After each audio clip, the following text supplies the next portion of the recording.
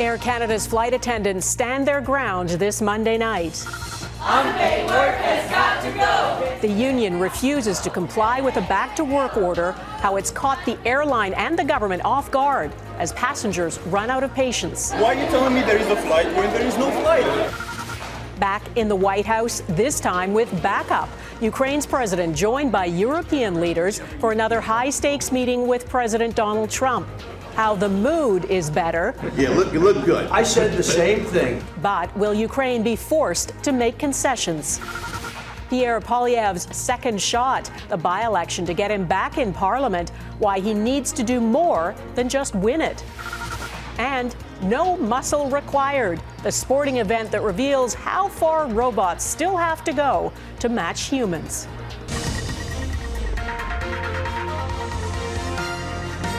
Global National with Donna Friesen. Hell no, we won't go. Hell no, we won't go. Hell no, we won't go. Air Canada flight attendants continue to defy a back-to-work order, and all of the airline's planes remain grounded tonight. About 10,000 flight attendants have stayed on the picket line, despite the Canada Industrial Relations Board declaring that strike unlawful. And if it means folks like me going to jail, then so be it. If it means our union being fined, then so be it. We're looking for a solution here. Our members want a solution here, but that solution has to be found at a bargaining table. Good evening and thanks for joining us. The union has dug in its heels and is challenging the back-to-work order in court. And tonight, the federal minister for Jobs and Families says she has ordered a probe into allegations of unpaid work in the airline sector. Air Canada passengers are caught in the middle of all this. The airline says about 500,000 customers have already had their flights cancelled. Neetu Garcha is following developments for us tonight. Chants from striking flight attendants echo at major airports across the country.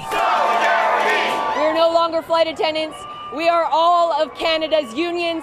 We have strength, we have solidarity, and we will win this fight. The job action has been deemed illegal by the Industrial Relations Board. If you're going to fine us or you're going to try and take us on financially, then you can take us to court and we can see where that plays out.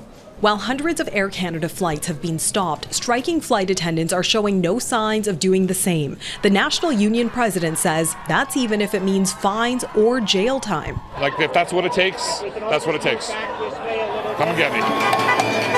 The strike started Saturday morning after negotiations broke down over key issues like pay. The union, QP, says flight attendants are working unpaid hours, while Air Canada points to raises and partial ground pay in its offer. Why are you telling me there is a flight when there is no flight? Travelers caught in the middle aren't the only ones feeling the impact. This former QP director says the federal government is facing increasing pressure to act. People are supporting, that's my sense, more the flight attendants because they think it's a just cause. The Prime Minister weighed in today, acknowledging the importance of fair compensation and the role of flight attendants. Hundreds of thousands of Canadians and visitors to our country are being disrupted by this action. I urge both parties to resolve this as quickly as possible. Federal Labour Minister Patty Hajdu shared this message on social media Monday afternoon. I've ordered a probe into the allegation of unpaid work in the airline sector. We will start this probe immediately, and if employers are exploiting loopholes in the Canada Labour Code, we'll close them. We deeply, deeply regret the impact that this is having on your families and on your lives. With negotiations stalled and picket lines standing strong, Air Canada says it's suspending all flights through Tuesday afternoon.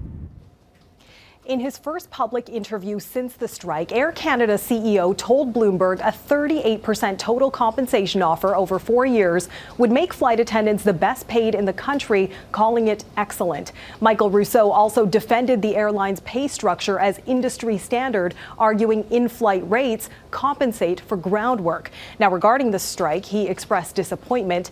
QP, for its part, immediately rejected that package, arguing it falls below inflation, offers only partial pay for ground time, and the union is demanding what it calls true bargaining rather than arbitration. The union also remains firm that none of the nearly 10,000 flight attendants it represents are returning to work until a fair deal is reached. Donna? All right, Neetu Garcha, thank you. Under federal regulations, the airline is required to rebook passengers who have had their flights canceled, but logistically, at the height of tourist season, that is not possible, and many travelers have been left on their own. Heidi Petracek reports on the frustration and the lengths some people are going to get airborne. As Air Canada planes sit idle, passengers line up at customer service counters, desperate for help. Air Canada doesn't seem to want to do anything. Federal regulations require Air Canada to rebook travelers on flights with other airlines within 48 hours. But the Takis family says the airline told them there just aren't any. And when they looked at other carriers on their own, every other airline has jacked up like to $1,300 and more, which is absolutely ridiculous. There's a huge demand and a much more limited supply without Air Canada being there. So just simply prices are going up, and in some cases, regardless of price, there's no seats available simply. It's all left passengers scrambling. The airline and some airports are urging frustrated customers without flights to stay home. But call Air Canada for help. If you're not traveling within the next 48 hours, kindly call us back at a later time. And it only leads to a hang-up. Goodbye. Travel agencies are flooded with calls. Right now, it is easier to get to Europe than it is to get to Vancouver because of what has happened. So it's really a scramble for everybody in the industry. And now an application to authorize a class action lawsuit against Air Canada on behalf of passengers has been filed in a Quebec court. It alleges Air Canada failed to book the representative plaintiff on another airline. Air Canada sends her an email on Saturday saying, "We're sorry, we're canceling your flight, and we have up to 3 days to book you on a new flight." But that's completely false. The proposed lawsuit goes on to state Air Canada misled the class members and provided them with inaccurate information in order to convince them to accept a refund. The airline hasn't responded yet, and the suit isn't certified, but it could mean more turbulence for the airline down the road. At the end of the day, I'm just trying to keep a cool head. That's the most Mike Takis can do as he hunts for a rental car, like tens of thousands of travelers now grounded. Heidi Petracek, Global News, Halifax Stanfield International Airport. The other big story of the day is a hastily called meeting at the White House, another attempt to end Russia's war on Ukraine. The U.S. president invited Ukraine's president back to the Oval Office. This time, the tone was less frosty than in February when Donald Trump berated and belittled Volodymyr Zelenskyy. Also invited a delegation of European leaders who dropped everything to be in Washington on short notice. Tonight, Trump posted that Europe would provide security guarantees to Ukraine. Russia, the aggressor, has not agreed publicly to anything. Trump says he called Putin after the meeting today. In the past, Trump has pressured Zelenskyy to agree to concessions, and today the two were seen examining a map of Ukraine. Jackson Proskow reports on what was discussed and what was decided. This time, Volodymyr Zelenskyy didn't come alone. An extraordinary parade of European leaders hurried to join him at the White House as President Donald Trump pushes a peace deal with Russia. We're going to work with Ukraine, we're going to work with everybody, and we're going to make sure that if there's peace, the peace is going to stay long term. Those assurances came after Friday's remarkable Alaska summit with Russian President Vladimir Putin, which saw Trump fold on his key demand. I want certain things. I want to see a ceasefire. Post-Putin, he changed his tone. I don't think you need a ceasefire. With Zelenskyy at his side, the American president walked away from talk of severe consequences for Russia's ceaseless aggression. But we can work a deal where we're working on a peace deal while they're fighting. They have to fight. I wish they could stop. I'd like them to stop. But strategically, that could be a disadvantage for one side or the other. The European leaders pushed back. The credibility of these efforts we are undertaking today are depending on at least a ceasefire. Peace will all but certainly take territorial concessions by Ukraine.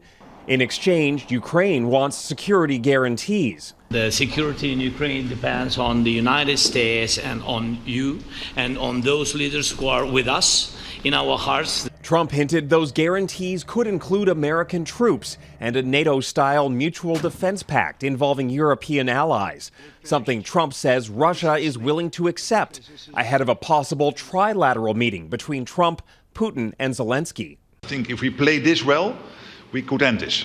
And we have to end this. We have to stop the killing. We have to stop the destruction of Ukraine's infrastructure. It is a terrible war. As for that post-game phone call between Trump and Putin, Trump posted on social media that he has started arrangements with Putin for an eventual meeting between Putin and Zelenskyy, and then later on that there would be a trilateral meeting that he would attend. Donna, this is all moving very, very quickly, and expectations are that the first of those meetings could come within the next week or two, potentially before the end of August. So happening very, very quickly.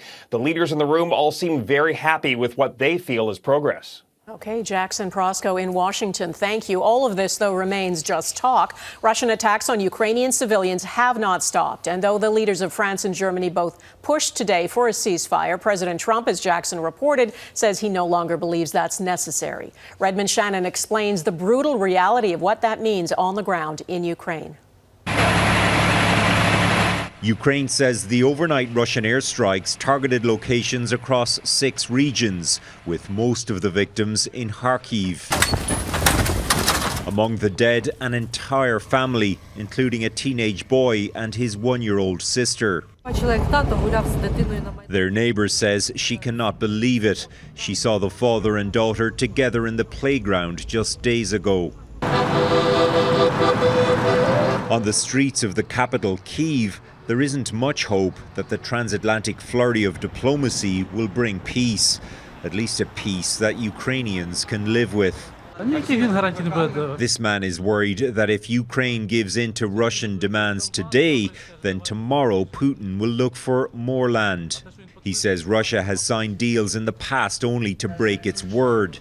In 1994, Ukraine agreed to give up its Soviet nuclear weapons if Moscow pledged not to invade. A promise broken by Russian President Vladimir Putin twice in the past 11 years. Ukrainian President Volodymyr Zelenskyy says only security guarantees backed by the US would prevent it happening again. Protection involving everything. Russia reportedly wants Ukraine to give up all of the 2 Donbas regions, including the parts that Ukraine controls. This Donbas evacuee says she wants to see a peace deal, but worries that giving Russia land will mean Ukrainian soldiers have died in vain. This former Ukrainian prisoner of war supports Zelenskyy's pledge not to give up more territory and says he's encouraged by Monday's European and NATO show of support. If we fall, they will be next. This support is primarily about their security, he says. Redmond Shannon, Global News, London. In the Middle East, there are reports Hamas has agreed to terms for a ceasefire in Gaza. The proposal from mediators in Egypt and Qatar reportedly includes a suspension of military operations for 60 days, as well as the release of half the remaining hostages, 20 of whom are believed to still be alive, in exchange for Palestinian prisoners. There would also be talks on a permanent ceasefire. A deal requires Israel's approval, though. Israel's military is still planning to expand operations and occupy Gaza City. Palestinians who live there are leaving, fearing an imminent offensive. The federal Conservative leader tries again to get elected. Coming up, the stakes for Pierre Poilievre in a by-election. Plus, Hurricane Erin wreaks havoc, the threat it poses to the U.S. East Coast as it moves up the Atlantic.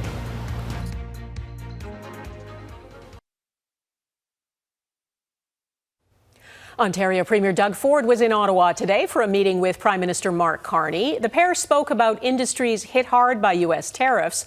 Ford said it's time to focus on making Canada more competitive around the world. Let's start worrying about how we can be competitive here. Donald Trump is so unpredictable. I don't even know if he knows what he's doing tomorrow morning. So let's start focusing on creating that environment. Ford said nothing concrete came out of the meeting, but he said he and the Prime Minister are on the same page. Federal Conservative leader Pierre Poilievre is hoping to get elected in a by-election today. He needs to get back into the House of Commons after he lost his Ottawa riding this spring. This time, he's running in a Conservative stronghold in Alberta, though some supporters say the political landscape has shifted. Mackenzie Gray is in Camrose, Alberta tonight. Mackenzie. In a bid to reboot his political career, Donna, Pierre Poilievre has come here to Battle River-Crowfoot, one of the safest Conservative seats in the entire country. These local issues require strong national leadership and it would be the privilege of my life to provide both the local representation and the national leadership to the community. That message seems to be resonating across the farmland and small communities in the massive riding covering east and central Alberta, which is now dotted with campaign signs, including outside James Kunt's auto repair business. He has conservative values, which is obviously what the majority of people in our riding have. We're all about working hard and making money and sharing with everybody and making our country strong. Conservative values and voters have dominated this area for decades, including in the last election. The Conservatives got 82.8% of the vote, with the second largest margin of victory nationally at 71%. But for those supporting other candidates, it's not just about winning. I think probably we all feel that I'm sure he's going to win, but by how much? That's the key question, I think, for most of us. That question will also be watched by Conservatives considering challenging Poilievre's leadership.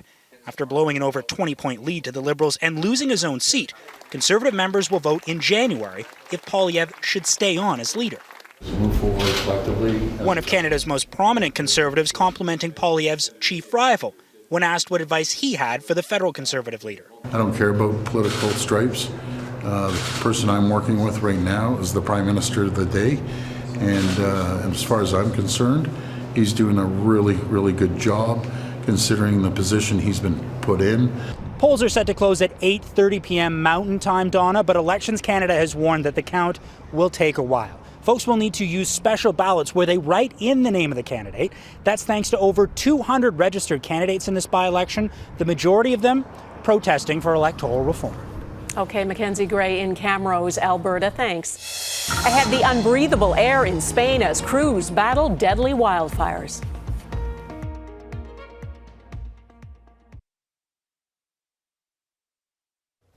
Fire crews are battling an out-of-control wildfire in western Nova Scotia. It's burning in Annapolis County, and it's grown to more than 3,000 hectares, despite some rain across the region. No homes are known to have been damaged. In Newfoundland and Labrador, the Premier says he is now hopeful his province has turned the corner in fighting its 3 out-of-control fires.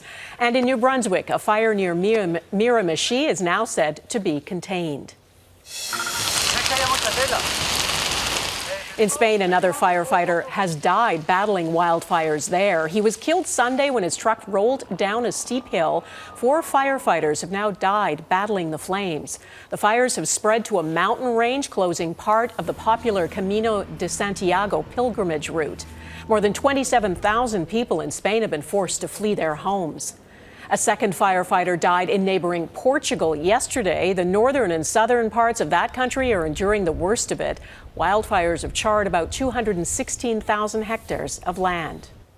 Hurricane Erin has regained strength and is now a Category 4 storm in the Atlantic. Erin downed trees and caused flooding and power outages across Puerto Rico. Forecasters say it will pass east of the Bahamas today and stay offshore as it tracks along the U.S. East Coast by midweek. The National Hurricane Center says Erin's wind field is unusually large and it's creating dangerous surf and rip currents. Evacuation orders have already been issued for parts of North Carolina's Outer Banks. Next, robot revolution. They might be competing in their own Olympics, but robotic development still needs to make a few leaps.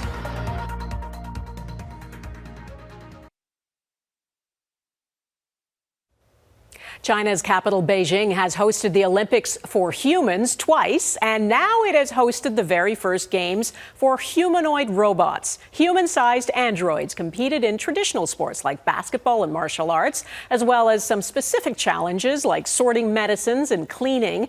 It was an impressive show of technology, but as Eric Sorensen explains, professional athletes don't have too much to worry about yet.